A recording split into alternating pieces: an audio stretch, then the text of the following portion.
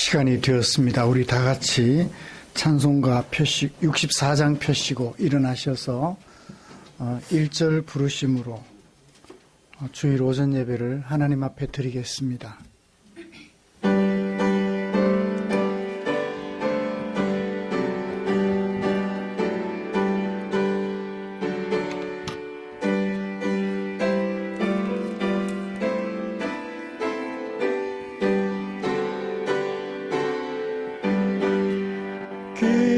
기뻐하며 경배하세 영광의 주 하나님 주 앞에서 우리 마음 피어나는 꽃 같아 죄와 슬픔 사라지고 의심 구름 거친 변함없는 기쁨의 주 밝은 빛을 주시네.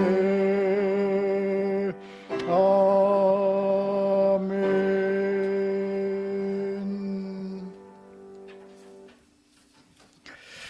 수고하고 무거운 짐진 자들아 다 내게로 오라. 내가 너희를 쉬게 하리라. 아멘. 전능하사 천지를 만드신 하나님 아버지를 내가 믿사오며 그 외아들 우리 주 예수 그리스도를 믿사오니 이는 성령으로 잉태하사 동정녀 마리아에게 태어나시고 본디오 빌라도에게 고난을 받으사 십자가에 못 박혀 죽으시고 장사한 지 사흘 만에 죽은 자 가운데서 다시 살아나시며 하늘에 오르사 전능하신 하나님 우편에 앉아 계시다가 저리로서 산자와 죽은 자를 심판하러 오시리라. 성령을 믿사오며 거룩한 공회와 성도가 서로 교통하는 것과 죄를 사하여 주시는 것과 몸이 다시 사는 것과 영원히 사는 것을 믿사옵나이다. 아멘. 찬송가 35장입니다.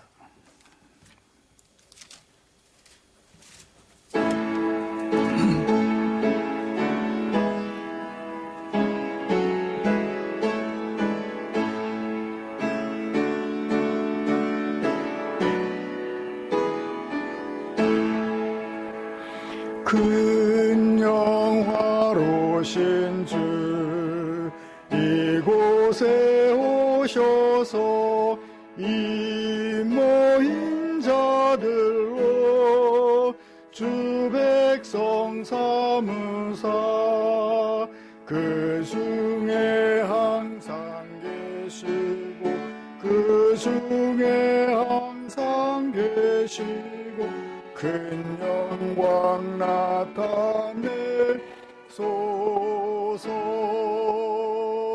이 백성 기도와 또 예물 드림이 향내와 같으니 곧 받으옵소서.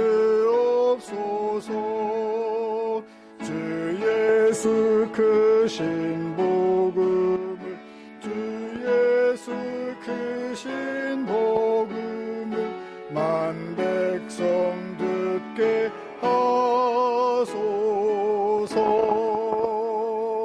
또 우리 다 주를 기리고 저 성전 돌같이 긴하게 하소서. 주 구원하신 능력을 주 구원하신 능력을 늘 끝날까지 주소서. 주 믿는 만민이 참 진리 지키며 예성도들 같이 주 찬송하다가 저 천국 보좌 앞에서 저 천국 보좌 앞에서 늘 찬송하게 하소서.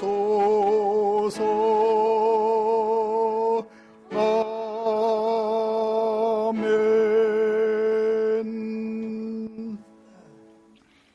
교독문 41번 시편 97편입니다. 주보에 기록된 교독문 함께 교독하겠습니다. 여호와께서 다스리시나니 땅은 즐거워하며 허다한 섬은 기뻐할지어다.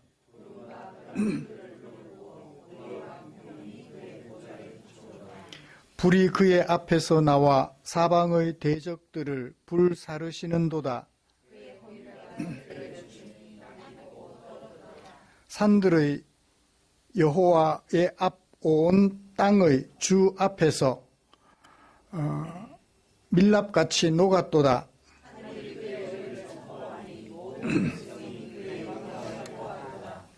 조각한 신상을 섬기며 허무한 것으로 자랑하는 자는 다 수치를 당할 것이라.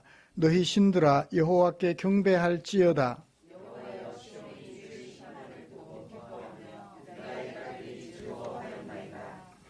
여호와여, 주는 온 땅 위에 지존하시고 모든 신들보다 위에 계시니이다.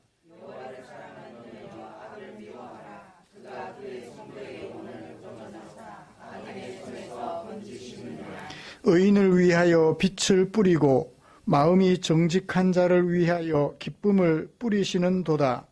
의인이여, 너희는 여호와로 말미암아 기뻐하며 그의 거룩한 이름에 감사할지어다. 아멘. 찬송가 265장 함께 부르시겠습니다.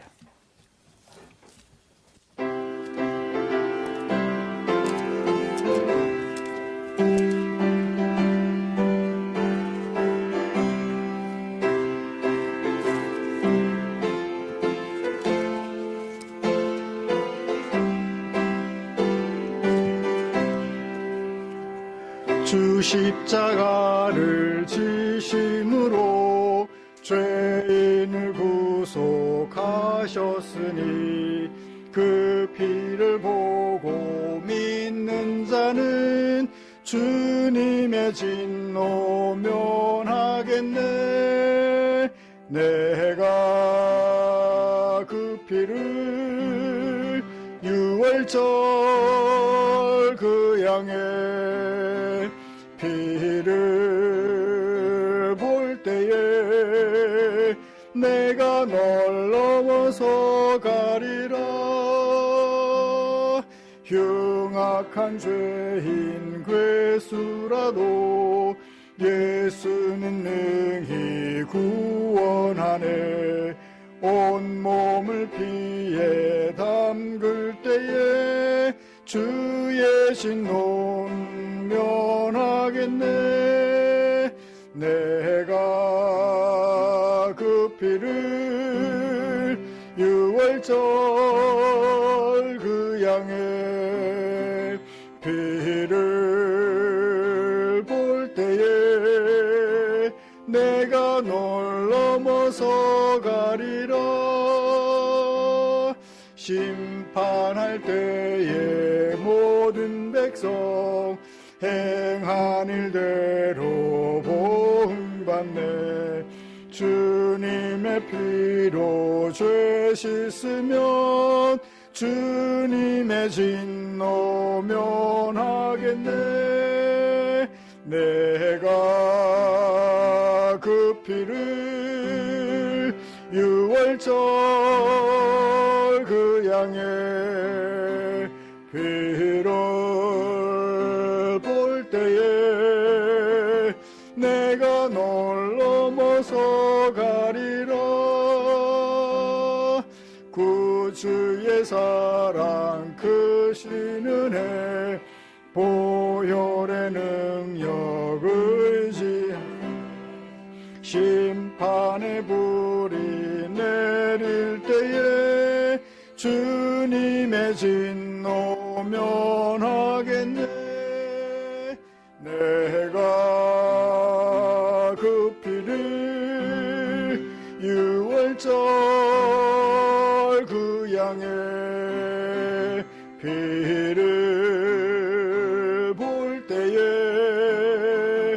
내가 널 넘어서 가리라. 아멘. 이 시간 권영목 집사님 나오셔서 우리를 대표하여 기도해 주시겠습니다.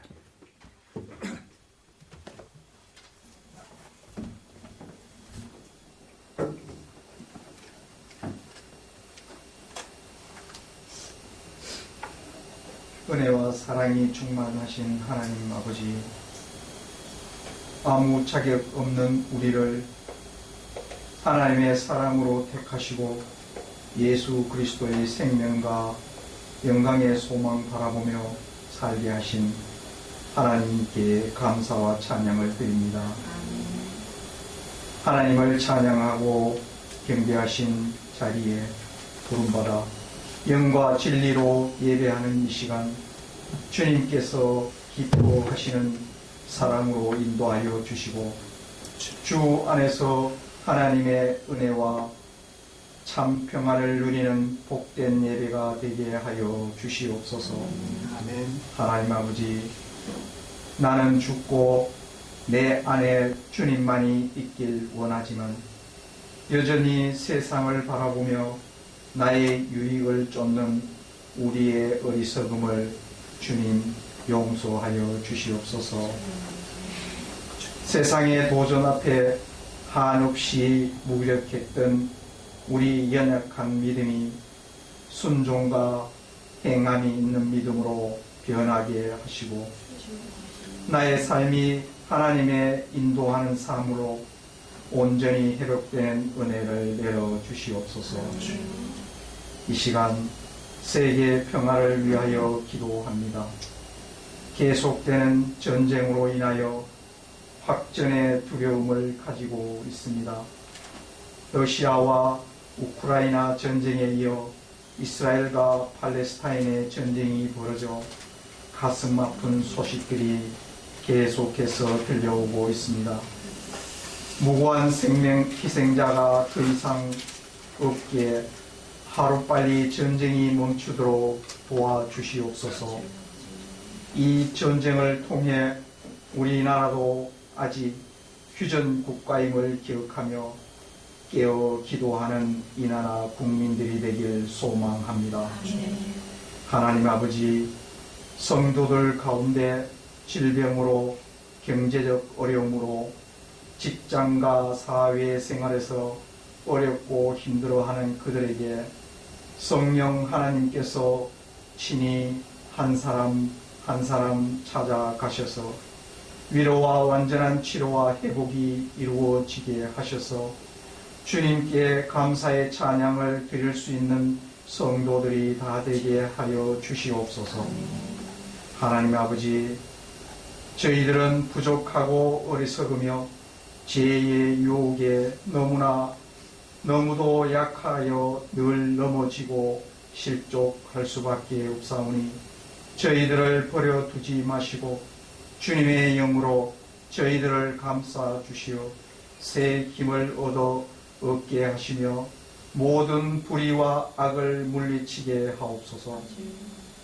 작은 일에도 충성하게 하시고 맡겨진 사명에 최선을 다하는 은혜를 주시옵소서.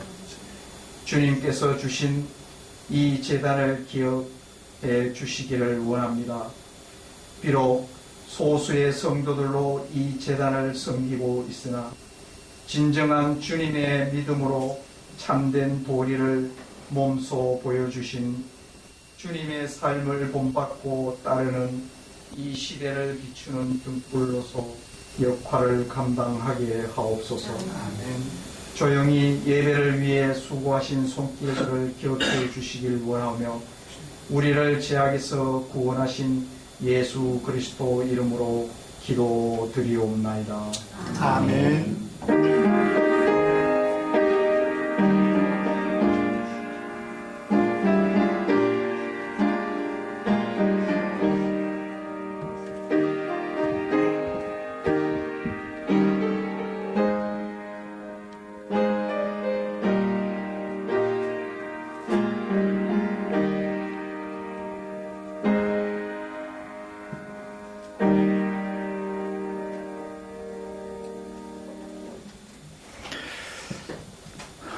오늘 함께 묵상할 하나님의 말씀은 사도행전 8장 14절부터 25절까지입니다.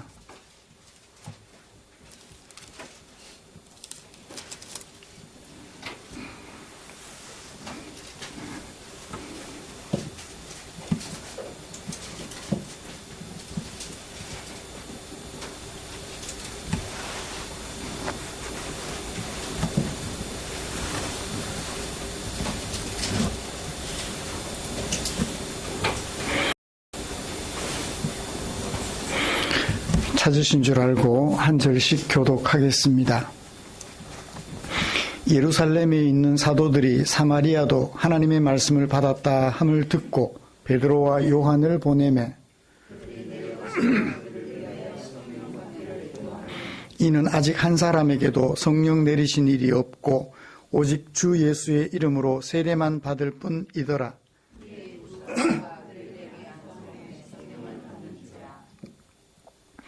시몬이 사도들의 안수로 성령 받는 것을 보고 돈을 들여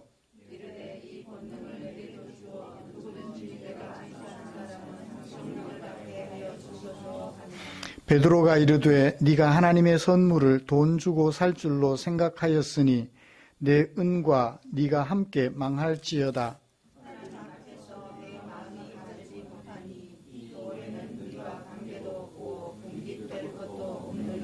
그러므로 너의 이 악함을 회개하고 주께 기도하라.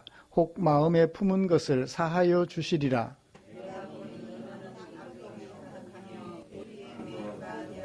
시몬이 대답하여 이르되 나를 위하여 주께 기도하여 말한 것이 하나도 내게 임하지 않게 하소서 하니라. 두 사도가 주의 말씀을 증언하여 말한 후 예루살렘으로 돌아갈새 사마리아인의 여러 마을에서 복음을 전하니라. 아멘. 같이 찬양 하나 부르고 말씀 나누고 싶습니다.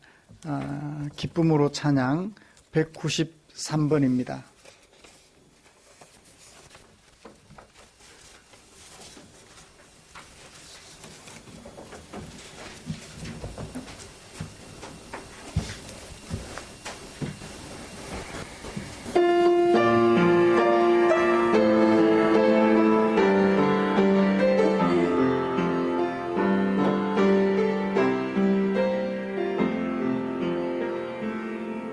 너는 부유해도 가난해도 너를 사랑하여 구원했으니 너는 내 것이라 내 것이라 너는 내 것이라. 2절 내가 현명해도 미련해도 너의 지혜 되어 사용하리니 너는 내 것이라 내 것이라 너는 내 것이라 너는 내 것이라 내 것이라 너는 내 것이라 너는 내 것이라 내 것이라 너는 내 것이라. 내가 잘났으나 못났으나 뜬 것은 아니니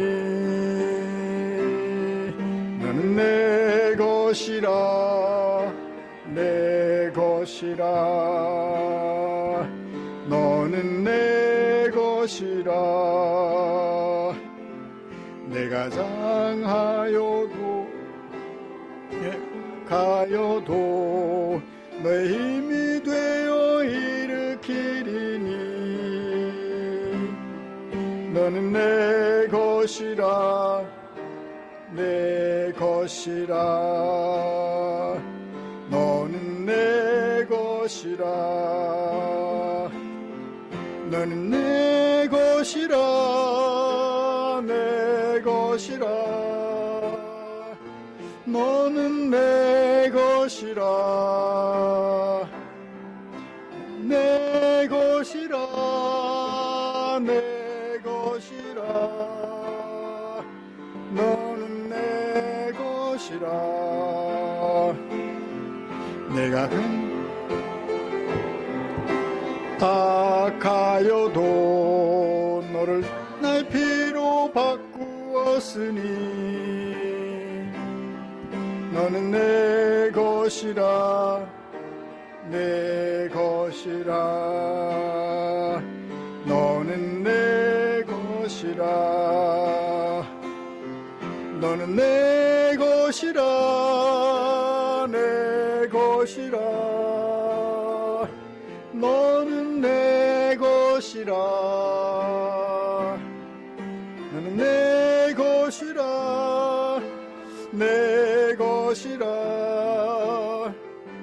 너는 내 것이라. 아멘.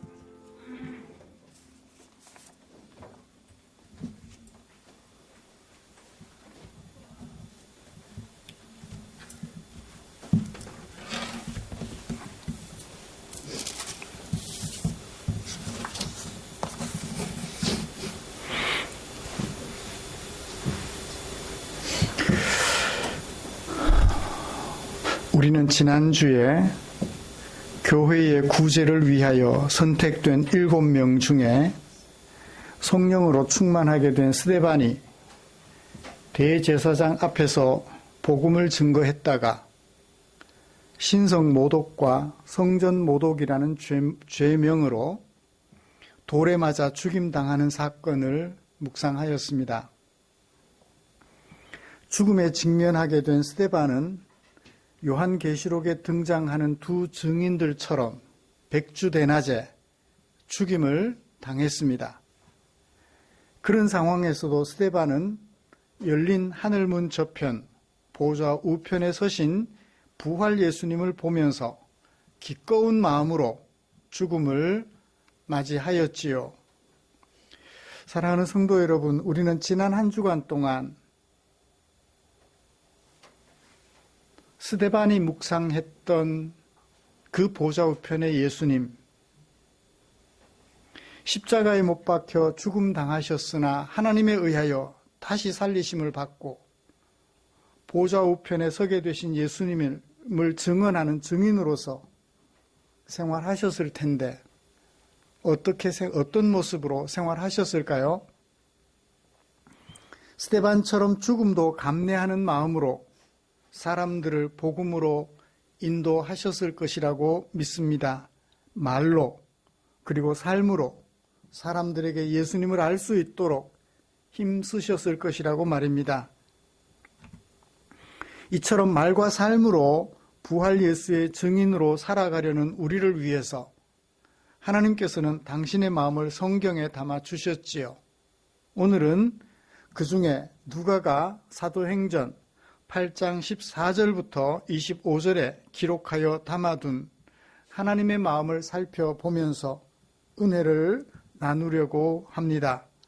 먼저 우리가 함께 교독한 본문은 어떤 형태의 글이며 어떤 주제를 담고 있는지 정리를 좀 해보고 설교 방향을 제시해 드린 후에 설교를 계속 진행하도록 하겠습니다. 14절을 보시면 예루살렘에 있는 사도들이 들었다. 무엇을? 사마리아 사람들도 복음을 들었다. 함을 듣고, 받았다 함을 듣고 어떻게 했나요? 베드로와 요한을 보냈죠. 베드로와 요한이 내려가서 어디로? 사마리아로 내려가서 그들을 위하여 기도했다고 했습니다. 25절을 보실까요? 두 사도가 주의 말씀을 증언하여 말한 후 예루살렘으로 돌아갔다. 시작이 있고 끝이 있죠. 사마리아로 내려가서 복음을 전한 후에 다시 예루살렘으로 돌아갔다. 중간에 일어난 일들을 생각해 보면 이 본문 말씀은 어떤 형태의 글? 네 가지 중에 서사 형태의 글이라는 것을 알 수 있죠. 시작이 있으면 끝이 있으니까. 5개의 문단이 서로 인과관계를 이루고 있는 서사 형태의 글이라는 것을 알 수 있습니다. 발단은 14절.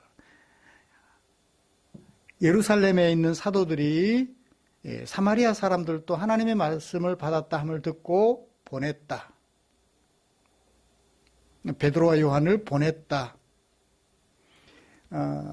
보내니까 그 두 사람이 가서 복음을 전했죠. 사건을 전개했습니다. 위기에 봉착할 수 있어요. 가서 복음을 전했는데 무엇을 복음만 전하는 것이 아니라 성령 받기를 기도했죠. 성령이 임하실까요? 안 임하실까요? 안 임해주면 이 사건은 의미가 없어요. 그죠? 성령께서 임하십니다. 위기를 넘겼어요. 사건은 절정에 이르렀습니다. 다수의 사람들이 성령을 받았는데 누구는 제자들을 예루살렘 교회가 두 사람 베드로와 요한을 보낸 것이 진짜 위기에 봉착할 수 있는 상황이 되었어요. 누가? 시몬이라는 사람이 기도하면 성령 받게 하는 권능을 돈을 주고 사려고 해요. 베드로가 그에게 호되게 질책하고 그를 깨우쳐 주지요. 시몬이 깨달았습니다. 알았습니다. 나를 위하여 주께 기도해 주세요. 그래서 당신이 말한 것이 하나도 내게 임하지 않게 해주세요. 해서 이 본문을 통해서 우리에게 전해주고자 하는 메시지가 드러났죠. 복음을 듣고 성령을 받는 것은, 복음을 듣고 성령 하나님을 받는 것은 돈을 주고 사는 것이 아니다라는 사실을 우리에게 밝혀주었습니다. 결말, 이 사실을 잘 소개한 베드로와 요한이 예루살렘으로 돌아갔다 하는 것이 오늘 서사의 내용들이죠. 주제는 복음을 듣고 예수님을 믿은 사람들은 성령도 받게 되는데 그 성령 받는 것은 돈으로 사는 것이 아니고 또 사도들이 기도했기 때문도 아니며, 물론 사도들이 기도하니까 성령이 임했죠. 근데 사도들이 기도 안 해주면 성령이 임하지 않으시나요? 성령을 소개하기만 하면 임하시는 분은 누구세요? 성령님이세요. 기도했기 때문에 임하고 기도 안 하면 임하지 않는 분이 성령님이 아니고, 성령님이 소개가 되면, 사람들이 성령을 알면 성령께서 그들에게 임하신다라는 것이 오늘 말씀의 주제임을 알 수 있습니다. 예수님을 믿고 복음을 들어도 성령을 모르면 그건 예수 믿는 것이 아니다. 그런데 성령을 받는 것은 돈을 주고 사는 것이 아니고 기도해서 받는 것도 아니고 성령 하나님이 우리에게 주시는 선물이다 하는 것을 알 수 있겠습니다. 누가는 어떤 상황에서 이런 주제를 담은 서사를 소개했을까요? 앞에 배경을 살펴봐야 되죠. 문맥의 흐름을 봐야 할 것입니다. 복음을 전파하던 스데반의 죽음 후에 1절부터 3절까지 더 큰 박해가 교회를 삼켰다고 했죠. 그 박해를 피해서 경건한 사람들이 사마리아로 내려갔어요. 사도들은 예루살렘에 남고 다수의 경건한 사람들이 사마리아에 가서 복음을 전파했어요. 그 결과가 어떠했나요? 그 결과가 대표적으로 경건한 사람들 중에 누구를 소개해요? 빌립을 소개하죠. 빌립이 8장 5절 그 경건한 사람들 중에 대표적인 한 사람 빌립이 가서 복음을 전했더니 많은 무리가 어떻게 했다? 따랐다. 하물며 누구도 따랐다? 저 밑에 가서 누구도 따랐다? 13절 마술사 시몬도 따랐다. 그래요. 이 따르다라는 말은 이따가 설명을 할 거예요. 이렇게 문맥 속에서 찾아보면 교회에 큰 핍박이 임하자 그 핍박을 피하여 다수의 경건한 사람들이 예루살렘을 떠나서 사마리아로 갔고 그곳에서 복음을 전했더니 다수의 사람들이 따랐고, 그 따랐다는 소식을 듣고 사도들이 베드로와 요한을 사신으로 보내서 그곳에 가서 복음을 전하고 성령을 받아야 한다고 말했더니 그곳에 성령이 임했더라. 그 성령 받음은 돈으로 사는 것이 아니고 성령 하나님께서 우리에게 주시는 것이다, 선물이다 라고 소개해 주셨습니다. 이런 말씀을 가지고 첫 번째는 핍박으로 흩어진 경건한 자들이 했던 일들을 돌이켜 봤으면 좋겠어요. 그리고 우리도 이들을 살펴보면서 우리는 어디서 어디로 가야 하며 무엇을 해야 하는지 점검해 보고 싶습니다. 이어서 그렇게 경건한 자들이 가서 빌립이 가서 복음을 전했을 때 나타났던 문제점, 그 다음에 베드로와 요한이 가서 성령 받기를 기도했을 때 나타났던 문제점 두 가지를 살펴보면서 오늘 우리 교회는 이들을 반상의 교훈으로 삼아서 오늘 우리 교회는 어떤 모습을 보여주고 있는가 점검해 보면서 오늘 말씀을 마치도록 하겠습니다. 먼저 교회에 다가온 것이 무엇인지를 살펴보죠. 오순절 성령의 강림하심으로 말미암아 많은 사람들이 성령을 받게 되었고 교회라는 것이 구성이 되었어요. 그래서 그들의 삶은 가난한 자를 돌아보는 하나님이 원하시는 고엘로서의 삶을 살게 되었다라는 것을 살펴보았죠. 그런 교회에게 무엇이 다가왔나요? 1절에 보시면 큰 박해가 다가왔다고 이야기를 합니다. 그 박해는 어떤 박해인가요? 3절에 교회를 잔멸하는 박해였습니다. 잔멸이 어떤 것일까요? 그 밑에 3절 하반절에 설명하고 있습니다. 각 집집마다 들어가서 예수 믿고 성령 받은 남녀를 끌어다가 어떻게 했어요? 옥에 가두었어요. 가두는 것만 해도 그래도 괜찮은 것 같아요. 스데반은 어떻게 했죠? 돌로 쳐서 죽였어요.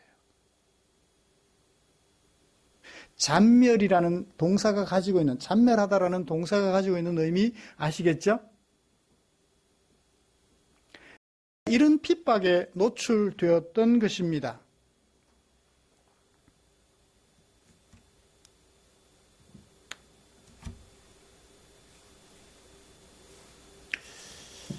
오늘 우리 모습과 비교해보자. 오늘 우리는 어때요? 복음을 전했을 때 복음을 안 전하면 이런 게 없겠죠? 그죠? 복음을 안 전하고 복음의 예수님을 안 믿으면 이런 일을 당하지 않을 거예요. 잔멸하는 일을 당하지 않을 거예요. 근데 복음을 전하기 때문에 또는 복음을 영접했기 때문에 예수님을 영접했기 때문에 이런 잔멸이라는 박해를 당하게 되는 거죠. 두 가지 중에 하나. 우리는 어디에 속해 있어요? 우리 자신을 점검해보자. 입 다물고 살면 사람들이 시비 안 걸어요. 또는 열심히 했는데도 사람들이 무관심해서 잔멸이라는 박해를 우리에게 가하지 않을 수 있어요. 어떻든 결과가 어떠냐를 떠나서 우리는 뭘 해야 돼요? 복음을 전하는 사람들이어야 한다는 거죠. 그런데 이 박해가 임하자 교회는 어디서 떠났나요? 예루살렘을 떠났어요. 왜요? 그 예루살렘은 어떤 곳인가요? 복음이 필요 없다는 곳이에요. 복음이 필요 없다는 그곳에 굳이 남아서 복음을 전해야 될 이유는 없죠. 복음이 필요 없다는데, 복음 전하는 사람들을 오히려 박해하는데 그들 가운데 머물러서 있어야 할 이유는 없잖아요. 물론 사도들은 남았습니다. 왜냐하면 할 일이 있으니까. 복음이 필요 없다는 그곳에 굳이 머물러서 고생할 필요는 없는 것 같아요. 그래서 그곳을 떠나는 거죠. 오늘날 우리들의 모습을 봅니다. 우리가 살아가는 세상, 사람들이 복음을 필요로 해요? 복음을 필요로 안 해요? 예수 믿으라고 우리가 찾아가서 붙들고 한마디 하면 뭐라고 말해요? 바빠요. 그거 안 들어도 돼요. 그죠? 나에게는 필요가 없어요. 우리가 가서 복음을 전해보면 그들은 내가 굳이 왜 예수를 믿어야 하느냐고 필요성을 못 느껴요. 자, 그곳을 떠나서 필요성이 없다라고 말하는 그곳을 떠나서 어디로 갔나요? 복음을 들을지도 모를 사마리아로 갔어요. 사마리아 사람들은 어떤 사람들이에요? 예루살렘 사람들이 이 사마리아 사람들을 사람 취급 안 해요. 거기 사는 사람들은 사람이 아니에요. 심하게 말하면 그냥 짐승처럼 취급해요. 그곳 사람들이 복음을 필요로 할까 싶어서 그곳에 찾아가서 복음을 전하는 거예요. 복음을 필요로 하는 그곳을 찾아가는 거죠. 복음을 필요로 하지 않는 사람들에게서 떠나서 복음을 필요로 하는 사람들에게로 흩어졌어요. 핍박이 심해서도 흩어졌지만 복음을 필요로 하지 않는 사람들에게서 떠나서 복음을 필요로 하는 사람들에게로 찾아갔던 것이지요. 자신들의 경제적 이익을 위해서 찾아간 것이 아니라 자신들의 삶을 위해서 찾아간 것이기도 하겠지만 뭐요? 복음을 필요로 하는 그곳에 가서 복음을 전하려고 사마리아로 내려갔던 것이지요. 대표적인 사람이 누구였나요? 빌립이었어요. 7 집사 중에 한 사람으로 선택되었던 스데반과 함께 그 빌립이 내려가서 복음을 전했던 것입니다. 물론 나머지 사람들도 많이 전했겠지만 빌립이 대표적인 케이스예요. 또 입 다물고 살았던 사람들도 있을 거예요. 근데 빌립은 입을 다물고 있지 않고 그들에게 복음을 전했습니다. 어디에서 어디로 가서 복음을 필요로 하지 않는 예루살렘을 떠나서 복음을 필요로 할 수도 있는 사마리아로 가서 복음을 전했던 것이지요. 사랑하는 성도 여러분, 이런 초대교회의 모습을 우리 앞에 세워놓고 살펴보았으면 좋겠습니다. 왜 이렇게 복음을 필요로 하는 곳에 가서 복음을 전했을까요? 이 복음이 아니면 사람들이 무엇을 얻을 수 없기에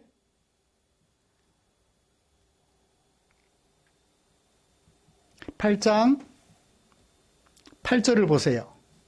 가서 복음을 전했을 때 무슨 일이 일어났어요? 그 성에, 사마리아 성에 큰 기쁨이 있었더라. 이들이 어떤 사람들이었다고요? 예루살렘 사람들로부터 짐승 취급받았던 사람들이에요. 근데 그들 중에 큰 기쁨이 있었더라.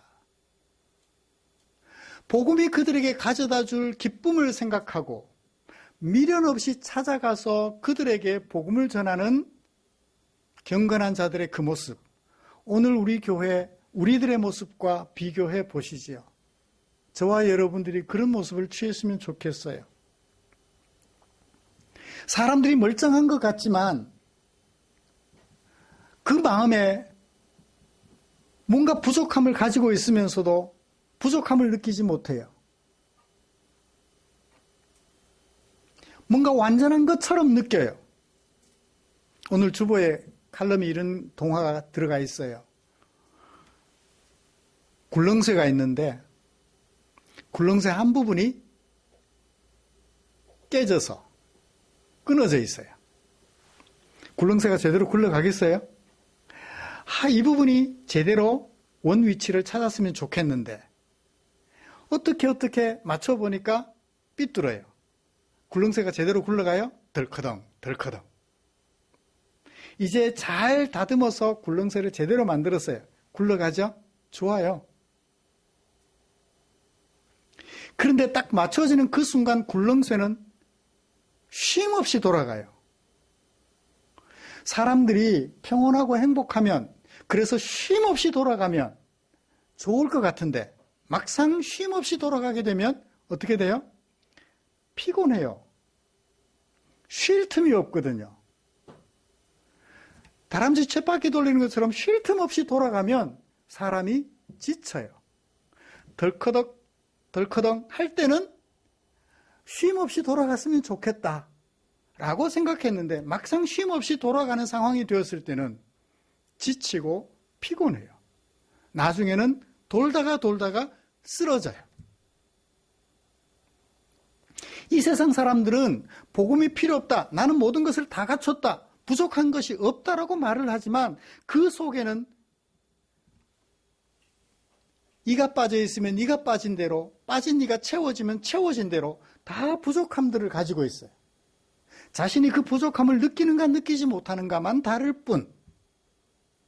이런 사람들에게 우리는 어떻게 해야 될까요? 부족함을 가진 사람들에게, 복음을 필요로 하는 사람들에게 나아가서 입 다물고 살아갈 것이 아니라 그들을 찾아가서 복음을 증거하는 이 초대교회의 모습과 같은 우리 교회가 되었으면 좋겠습니다. 만나는 사람들, 부족함이 없는 것 같지만 그들에게 부족함이 있음을 아시고 입을 열어 그들에게 주님의 복음을 소개해 주는 저와 여러분들이 되었으면 좋겠습니다. 이렇게 박해를 피하여 사마리아로 가서 복음을 전한 결과 나타난 두 가지 문제들을 살펴보면서 마지막으로 은혜를 나누고자 합니다. 사도들은 가서 어떤 일을 했죠? 베드로와 요한이 내려가서 그들을 위하여 기도했어요. 무엇을 위해서 기도했나요? 그들이 성령을 받도록 기도했어요. 그들은 빌립을 통하여 성령에 대한 소식은 듣지 못했던 것 같아요. 부활 예수님에 대한 소식은 들어서 예수님에 대한 소식은 들었는데 성령 받는 것에 대한 것은 듣지를 못했던 것 같아요. 이건 두 번째 문제예요. 첫 번째 문제를 먼저 좀 보죠. 첫 번째 문제 6절을 보세요. 무리가 빌립의 말을 들었어요. 그리고 보았어요. 표적도 보았어요. 그래서 어떻게 했나요? 한 마음으로 그가 하는 말을 따랐다라고 해요. 따랐다라는 말이 어떤 뜻이죠? 따르다. 믿는다는 말일까요? 따르다. 그 다음 볼까요?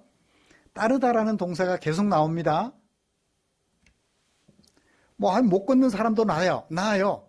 질병 걸린 사람들 낫고 귀신이 사람들에게서 그동안 사람들을 붙잡고 있다가 귀신들이 사람들에게서 나가요. 표적을 보고 따라요. 따르는 게 뭘까요? 그 따르다라는 동사가 어디도 사용되었어요? 10절에도 사용됐어요. 시몬이라는 사람이 있습니다. 그의 직업은 마술사예요. 근데 마술이 그냥 마술이 아니고 모든 사람들이 사실인 것처럼 인정할 만한 완벽한 마술이었어요. 그래서 자칭 뭐라고 했나요? 큰 자라고 했어요. 마술은 마술인데 진짜 마술을 했나 봐요. 사실 같은 마술이요. 사람들의 눈속임을 완벽하게 하는 마술이요. 누가 생각나요? 모세와 함께 애굽왕 바로 앞에서 지팡이를 던져 뱀을 만들었던 술사들. 거의 사실에 부합하는 마술을 행하는 사람. 그래서 어떻게 했나요? 그 시몬에 대하여 사람들이 보인 반응. 낮은 사람부터 높은 사람까지 다 누구를 따랐어요? 시몬을 따랐어요. 여기도 따르다라는 동사가 사용됐네요. 그 다음 볼까요? 11절. 오랫동안 그 마술에 놀랐으므로 그들이 따르더라. 시몬을 따르는 사람들 두 번이나 따르더라 했네요. 그 다음 볼까요? 13절. 시몬도 빌립이 말하는 설교를 듣고 어떻게 했나요? 세례까지 받았어요. 그리고 어떻게 했죠? 전심으로 빌립을 따랐대요. 여기도 따르다라는 동사가 사용됐네요. 도대체 이 따르는 게 뭘까요? 자, 그러니까 빌립이 행하는 표적, 귀신이 사람에게서 나가고 병자들이 고쳐지는 모습을 보고 빌립을 따르는 거예요. 그 다음에 시몬도 따라요. 시몬도 빌립이 행한 것과 엇비슷한 수준의 마술을 하니까 빌립을 진짜로 믿고, 시몬을 진짜로 믿고 따랐어요. 여기 따르다라는 말은 어떤 의미죠? 마술사도 따르니까. 그러니까 이 따르다라는 동사의 의미를 좀 살펴보면 주의하다, 집중하여 보다, 그런 뜻이에요.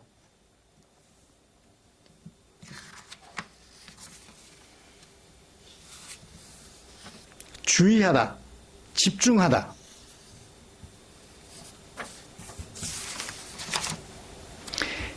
영어에 attention 그러면 뭐예요?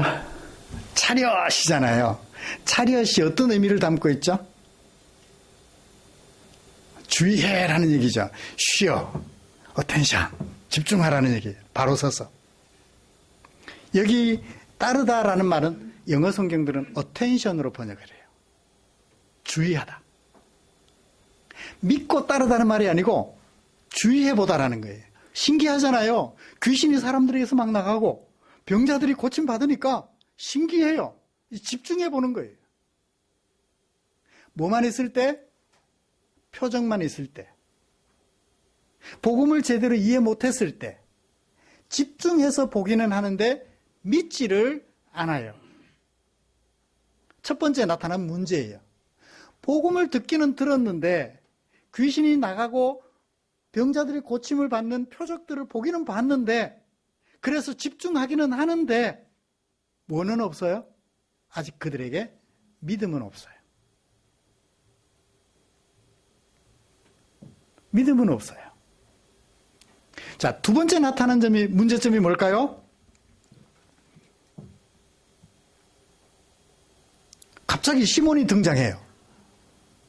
누가가 17절 이후에 18절 시몬 얘기를 왜 넣었을까요? 베드로와 요한이 가서 기도했더니 그들에게 성령이 임하고 그들이 이제 진짜 예수를 믿게 돼요. 신기하잖아요.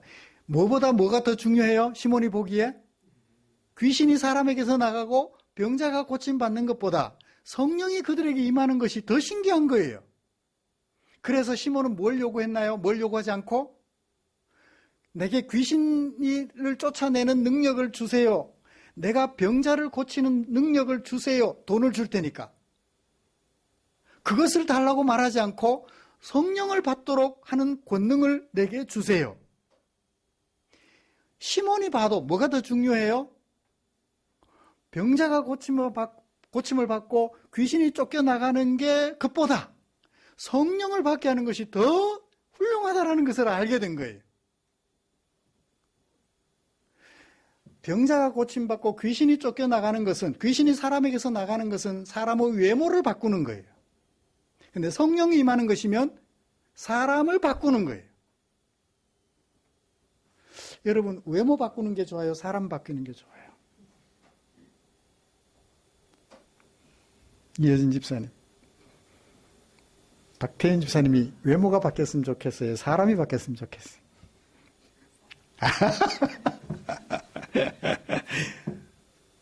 시몬이 봐도 무엇이 중요한지, 무엇이 중요한지를 안 거예요. 그래서 귀신 쫓아내는 능력, 병자 고치는 능력, 그걸 돈을 줄 테니까 내게 달라고 말하지 않고 성령을 임하게 하는 권능을 내게 달라고, 돈을 줄 테니까.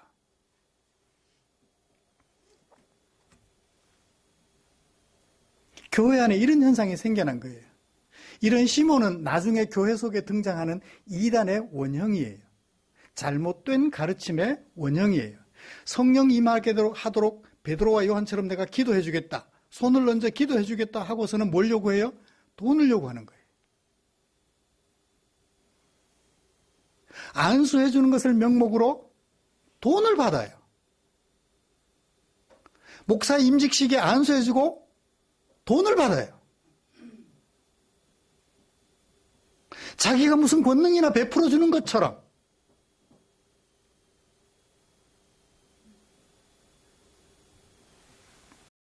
교회 안에 이런 일들이 생겨났던 거예요.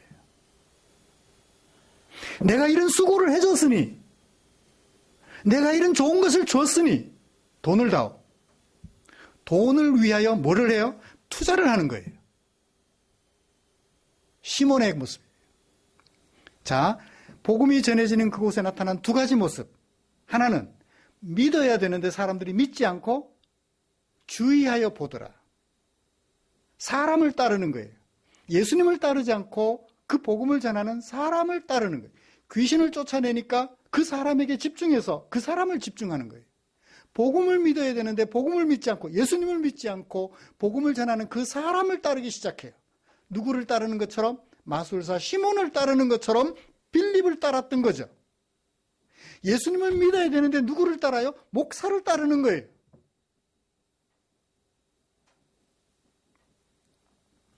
빌립이 사람들이 복음을 전했을 때 사람들이 자기를 따르는 것 좋아했을까요? 싫어했을까요? 좋죠, 따르면. 그렇죠? 추종자들이 많아진다는 얘기잖아요. 추종자들이 많아지는 거니까 빌립이 보기에는 좋았을 수도 있어요. 그런데 빌립은 미처 성령 하나님에 대해서 베드로와 요한만큼 제대로 알지 못해서 소개를 못 해줬을 뿐, 아마 그들이 자신들을 따른다고 희희낙낙하고 막 시몬처럼 그렇게 하진 않았을 거예요. 돈을 받고 그렇게 해주진 않았을 거예요.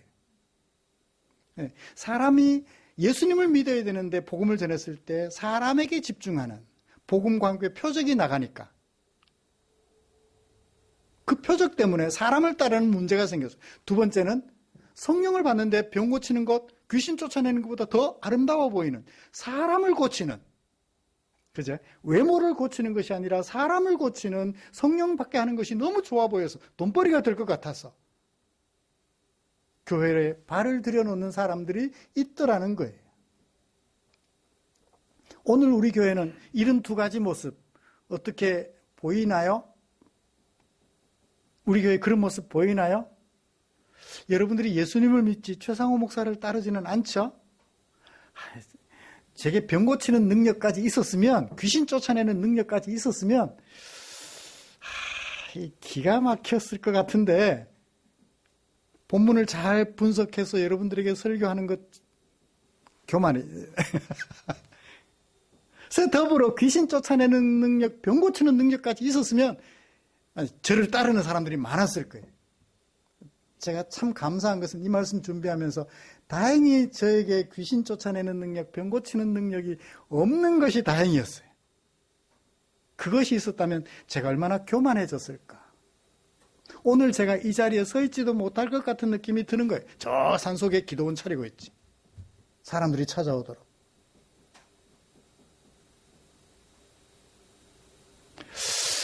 초대교회에 나타났던 이 두 가지 문제점, 복음이 전해졌을 때 나타났던 이 두 가지 문제점, 반드시 우리가 점검해야 될 요소라고 생각이 되어집니다. 그런 반면 복음이 전해지는 그곳에 사도들이 베드로와 요한이 가서 성령 받도록 기도했더니 성령 하나님께서 그곳에 소개되자 성령 하나님이 그곳에 임하셨다는 것을 우리는 분명하게 밝혀주었습니다. 누가는 데오빌로에게 이와 같이 좋지 않은 모습도 있었지만 그들에게 성령이 임하셔서 예루살렘에 있던 성도들이나 사마리아에 있던 사람들이나 공히 성령 안에서 하나의 공동체가 되었다는 것을 분명하게 보여주었습니다. 말씀을 마치겠습니다. 사랑하는 성도 여러분, 오늘 우리 세상은, 우리가 살아가는 세상은 복음을 필요로 하지 않아요. 모든 것이 다 갖춰져 있는 거예요. 주말만 되면 온 가족들 승용차에 태워서 야외로, 굳이 교회 가야 될 필요가 없어요. 아픈 거 병원 가면 되고, 모자라는 거 돈 주고 사면 되고, 넉넉하니까. 복음을 필요로 하지 않아요. 그렇지만 그들의 마음속에는 이빨이 빠졌으면 빠진 대로, 그 이빨이 채워졌으면 채워진 대로 아픔을 가지고 있다는 것 아시고, 그들을 진정으로 사랑하여 그들에게 복음을 증거해주고 성령을 받도록 도와주시면 그 안에 생명의 역사가 성령 하나님에 의하여 일어나게 될 줄 믿습니다. 불의한 요소들은 나타나지 않도록 제어하고 복음을 전하여 성령 하나님이 그에게 역사하시어 치료하고 그들을 말씀으로 세워가도록 위하여 힘쓰고 기도하는 저와 여러분들이 되었으면 좋겠습니다. 기도하겠습니다. 하나님 아버지, 복음을 필요로 하던 예루살렘, 그곳을 떠나 복음을 필요로 하는 사마리아로 가서 복음을 전했던 빌립과 베드로와 요한의 모습 살펴보았습니다. 비록 우리가 복음을 전했을 때 나타날 위험 요소가 있지만 그런 위험 요소들 다 제거하고 성령께서 그들에게 임하여 사람이 새롭게 되는, 사람이 거듭나게 되는 아름다운 역사가 있도록 빌립이나 베드로와 요한처럼 우리도 최선을 다하여 복음을 증거하는 증인으로서 삶을 살아갈 수 있도록 은혜 내려 주시옵소서. 예수님의 이름으로 기도드리옵나이다. 아멘.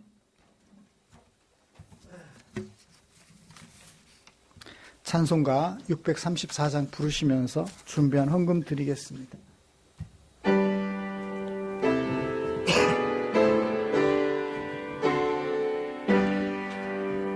모든 것이 주께로부터 왔으니 우리 주께 드리나이다.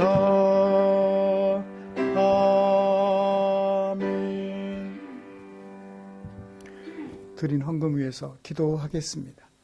하나님 아버지 고맙습니다. 우리를 향한 당신의 사랑 마음에 겨워 내게 사용하라고 맡겨주신 물질 가운데 나만을 위하여 사용할 수 없어 혹여 주려 배고파하는 지체들이 있을까? 삶의 무게에 눌려 쓰러진 지체들이 있을까? 그들을 위하여 사용되기를 원하는 마음에 헌금으로 구별하고 드린 사랑하는 성도들의 마음, 아버지의 말씀을 쫓아 이웃 사랑하기를 내 몸같이 하려는 성도들의 마음이 여기 이 헌금함에 있습니다. 이 자리에 앉아 주님께 예배드리는 성도들의 마음 속에 그런 귀한 마음이 담겨져 있습니다.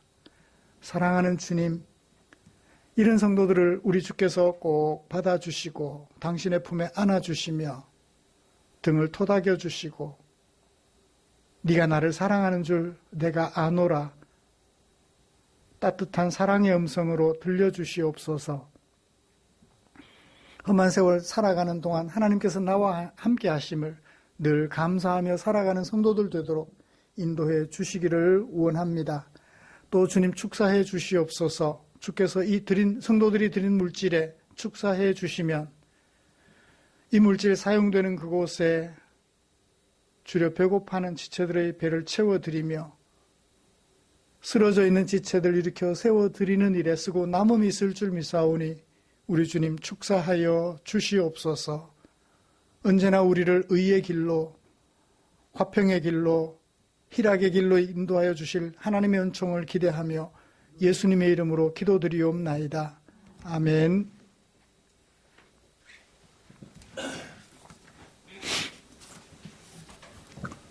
교회 소식 알려드리겠습니다. 다음 주 기도 김보경 집사님이십니다. 우리의 삶과 인격을 아름답게 하는 하나님의 말씀 묵상에 최선을 다해 주십시오. 좀 부족해도 괜찮습니다. 부족한 과정을 거쳐서 성숙의 과정으로 나아가게 되니까요. 늘 말씀 묵상하는 일에 최선을 다해 주시면 고맙겠습니다. 예배 후에 재직회로 잠깐 모이겠습니다. 다음 주일은 추수감사주일로 지키겠습니다. 추수감사주일 헌금을 어떻게 써야 될까 계속 기도하며 고민하고 있습니다. 우리 성도님들, 여러분들도 마음으로 이런 일에 쓰여졌으면 좋겠다라고 생각해 두셨다가 오늘 재직회 하니까 재직회 때 그 얘기 잠깐 하고 나서 다음 주에 목사님 이런 일에 썼으면 좋겠습니다 라고 얘기를 해주시면 참고해서 좋은 일에 쓸 수 있도록 그렇게 하겠습니다. 곁에 계시는 분들과 인사 나누시죠.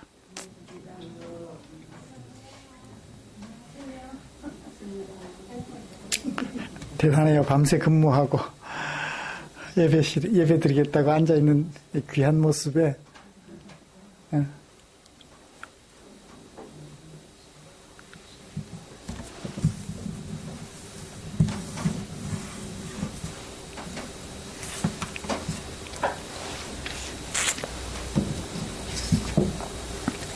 예, 찬송가 57장 펴시고 일어나셔서 찬송 부르고 축도함으로 예배를 마치겠습니다. 그 후에 제자리에 앉아주시면 감사하겠습니다.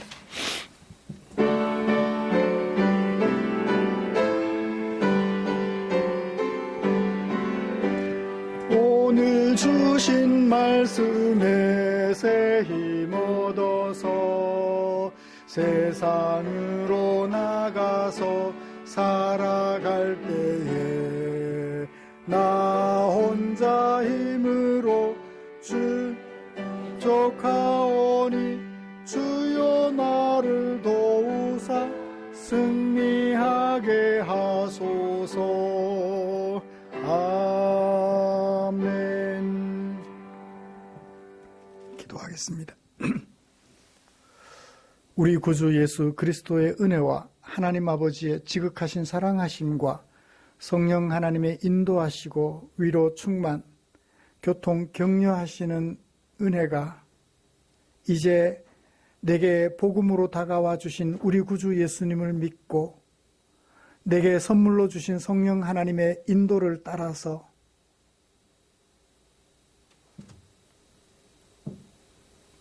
우리 삶을 들여 세상에 우리 구주 예수님을 증거하며 살아가기로 다짐하며 예배를 마치는 모든 지체들 위해 지금부터 영원토록 함께 계시기를 축원하옵나이다. 아멘.